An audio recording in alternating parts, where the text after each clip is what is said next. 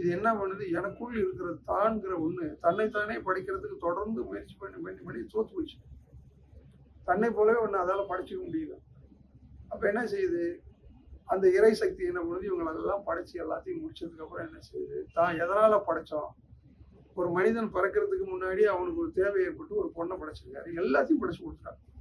ஒரு உயிர் இந்த பூமியில வசிக்கிறதுக்கு என்னென்ன தேவையோ அவளையும் படைச்சான்.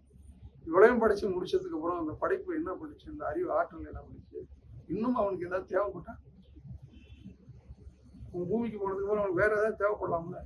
அப்ப என்ன செய்யுது, ஒரு தகப்பன் தன் மகனுக்கு பணத்தை கொடுத்ததை போல இந்த பூலோகத்துல பணம் இருந்தா தானே நீ வாழ முடியும். அது போல இந்த பூலோகத்துக்கு வந்த உடனே அறிவையும் கொடுத்து அனுப்பிச்சான்.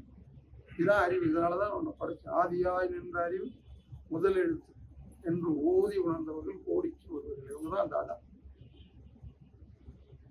அது மாதிரி இந்த ஆதியை நீங்க தெரிஞ்சுக்காம சோதியா வருது, கடவுள்ன்றது, சாமி, அதை கும்பிட்டா நீங்க என்ன கும்பிட்டாலும் கடைசியில் ஆஸ்பத்திரிக்கு போயாகும்.